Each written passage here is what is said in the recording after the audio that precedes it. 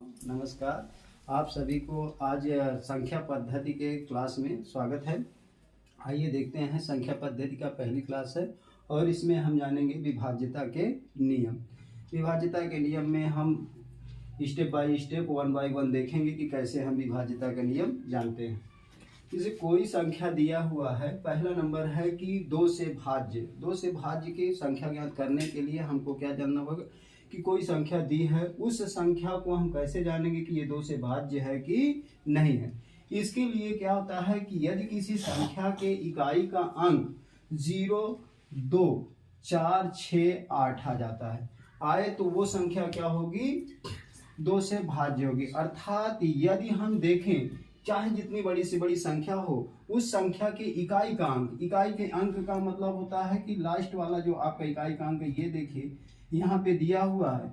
यदि इस स्थान पर 0, 2, 4, 6, 8 किसी भी कोई भी ये संख्या आ जाए तो वो संख्या क्या होगी, 2 से भाज्य होगी। जैसे मैं कहूँ कि यहाँ पे एग्जाम्पल के तौर पे यदि 9, 6, 4, 5, 8, 3, 4 ये लिख देता हूँ और इकाई के अंक पे यदि यहाँ पे 4 है या 2 है या 0 है या 6 है 8 है तो वो संख्या क्या होगी, 2 से भाज्य होगी। इसके बाद इसी के क्रम में दूसरा क्या है कि 3 से भाज्य होगी। कोई संख्या 3 से भाज्य कब होगी, यदि संख्या के अंकों का योग 3 से पूर्णतः विभाजित हो तो वो संख्या क्या होगी, पूरी संख्या 3 से भाज्य होगी। एज एग्जाम्पल जैसे दिया हुआ है 2, 1, 6 ये संख्या है। अब इसको या तो हम डिवाइड करें, डिवाइड करने में लंबा प्रोसेस होगा, पता नहीं 3 से भाज्य है कि 2 से, तो ये भाज्य दिख रही है, लेकिन इसको 3 से भाज्य के लिए इनके अंकों का योग, इसमें अंक क्या है, 2 है, 1 है और 6 है। यदि इनके अंकों का योग किया जाए 2 + 1 + 6 कितना हो जाएगा, 9। और 9 यदि यहाँ देखिए 9 को यदि 3 से भाग करते हैं तो 3 त्रिकाई 9, 3 से पूरी तरह से ये कट रहा है तो इससे क्या होगी, ये संख्या 3 से भाज्य होगी। इसी प्रकार से अगला क्रम में 3, 1, 8 यदि इसके अंकों का को जोड़ें तो 3 में जो 4 और 4 में 8 जोड़े तो 12 हो गया, और 12 क्या है, 3 से भाज्य है।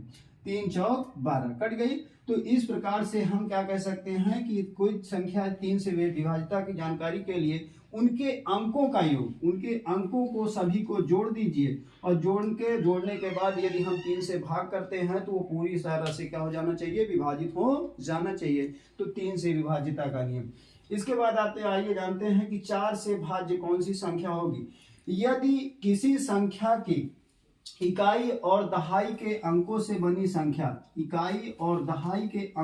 बनी संख्या को 4 से भाग दिया जाए और पूरी तरह से वो संख्या क्या हो, कट जाए, उस इकाई और दहाई के अंक दोनों है 4 से विभाजित करने पर पूरी तरह से कट जाए तो वो पूरी संख्या क्या होगी, 4 से भाज्य होगी। जैसे इसमें देखिए ये 16 है, इसको यदि हम 4 से भाग देते हैं तो 4 चौक 16 कट रहा है। इसमें भी यदि हम 4 से भाग देते हैं इकाई और दहाई के अंकों से बनी संख्या में तो 4 के 4 और 4 छंग 24, तो ये पूरी संख्या 1864 जितना है 1864 ये पूरी संख्या 4 से भाज्य होगी। इसी प्रकार से 9532216 ये इकाई और दहाई के अंक को यदि हम 4 से डिवाइड करें तो पूरी तरह से कट रही है, तो ये भी संख्या क्या होगी, 4 से विभाज्य होगी।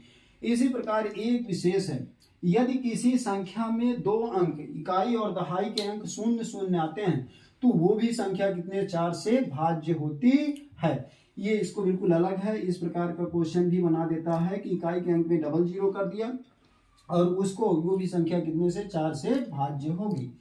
इसके बाद 5 से भाज्य कौन सी संख्या होगी, जिस संख्या के इकाई का अंक 0 या 5 हो, किसी संख्या के इकाई का अंक या 0 हो या 5 हो, वो संख्या क्या हो जाएगी, आपकी 5 से विभाज्य होगी। जैसे 110 है, इसमें इकाई का अंक कितना है, 0 है, और 65325 में इसमें इकाई का अंक 5 है तो ये संख्या 5 से भाज्य होगी।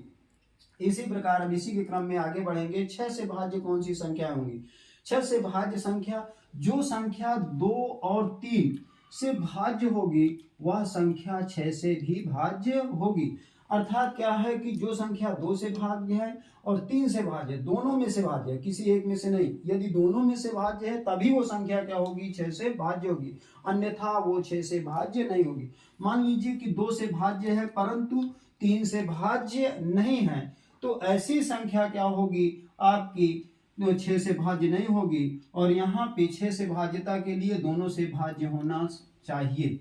जैसे मैं कहूँ कि देखिए ये 2 से भी भाज्य है क्योंकि इकाई के अंक पे 2 और 6 है। 3 से भाज्य का मतलब क्या है, 2 और 1 3 और 6 3 9, 9 3 से डिविजिबल है। तो आपका ये संख्या आपकी 6 से भाज्य है और यहाँ से 102, ये भी आपका 2 और 1 3, 3 से डिवाइड करेंगे तो कट जाएगी, 3 से भी भाज्य है और 2 से भाज्य है।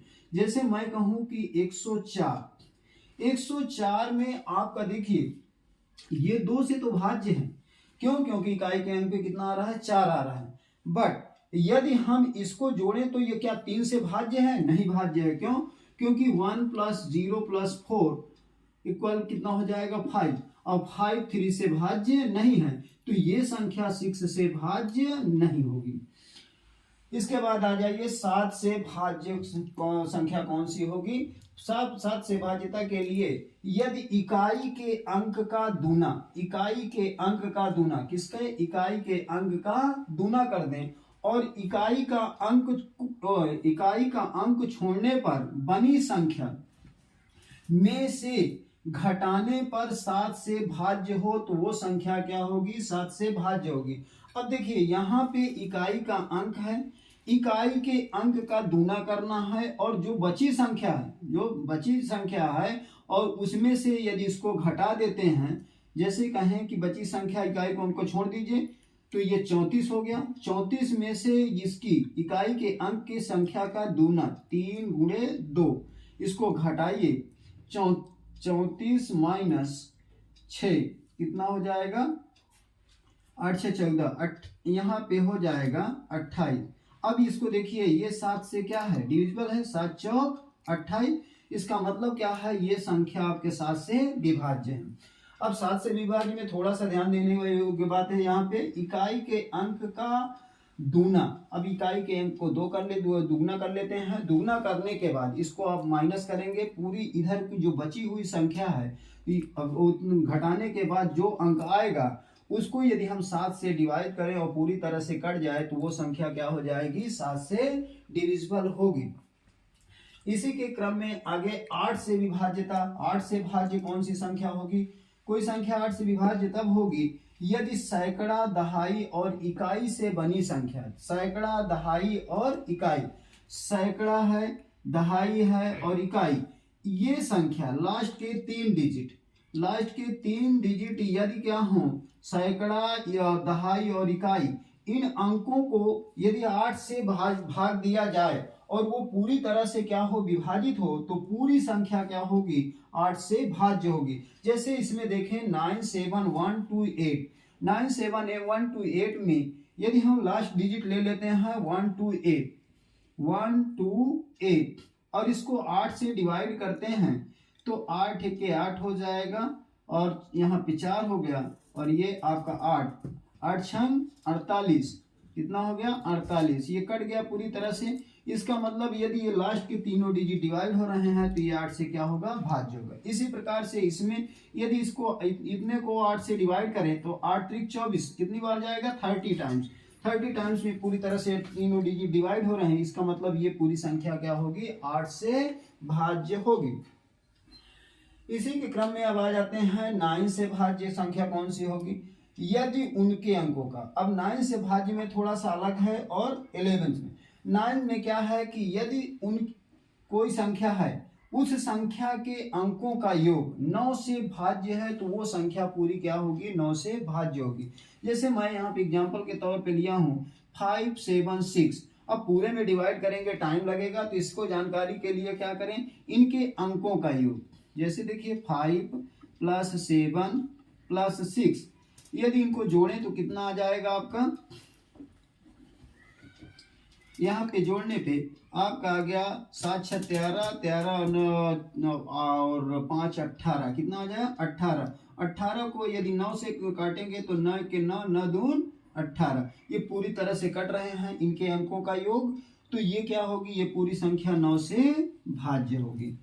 इसके बाद हम देखेंगे कि 11 से भाज्य कौन सी संख्याएं होती हैं। 11 से भाज्यता का नियम में यदि उसके सम तथा विषम स्थानों के अंकों का योग, सम तथा विषम स्थानों के अंकों का योग और योग का अंतर, ये विषम स्थान है, ये इनके अंकों का योग, और फिर क्या करें, दोनों का अंतर निकालें, और अंतर निकालने के बाद यदि अंतर 0 आता है या 11 का पूर्ण गुणा जाता है तो वो संख्या क्या होगी, 11 से भाज्य होगी। अब यहाँ पे देखते हैं विषम स्थान के अंकों का योग, ये है विषम स्थान पे, क्योंकि यह है 1, 3, 5 और 7 के, तो इनका यदि अंकों का योग हम निकालें तो कितना आ जाएगा, देखिए 1 6 में 1 जोड़े 7 हो गया, और 7 में 2 0 तो जो वही रहेगा, और इसमें 2 जोड़ दिए तो कितना आ गया, 9 आ गया। और यहाँ पे देखिए ये सम स्थान के अंकों का योग, सम स्थान के अंकों का योग यदि निकालें तो यहाँ पे 3 1 4 4 5 4 9, और दोनों को अंतर निकालें, अंतर निकालें तो कितना आना चाहिए, या तो 0 आए या फिर क्या आ जाए कि 11 का पूर्ण गुणज हो। तो उस कंडीशन में क्या होता है कि वो संख्या क्या होती है, 11 से भाज्य होती है। इसके बाद यहाँ पे ये आपके 2 से भाज्यता का नियम, 3 से भाज्यता, 4 से भाज्यता का नियम, 5 से भाज्यता का नियम, और 6 से भाज्यता का नियम, और 7 से भाज्यता का नियम, 8 के और 9 और 10 वो 11 से। 10 से भाज्यता के नियम में क्या होता है कि यदि इकाई के अंक पे 0 आ जाता है, किसी भी संख्या के इकाई के अंक पे 0 है तो वो संख्या 10 से क्या होगी, भाज्य होगी। उसमें और कुछ नहीं देखना है, सिर्फ इकाई का अंक क्या करना है, 0 देखना। अब इसमें एक विशेष चीज होती है कि 7 से भाज्यता के नियम में कुछ और नियम भी हैं। अब उसमें यदि क्रम में देखें तो 7 से भाज्यता के नियम में यदि कोई संख्या दो संख्या, जैसे मान लीजिए कह दिया जाए 43 है, और ये संख्या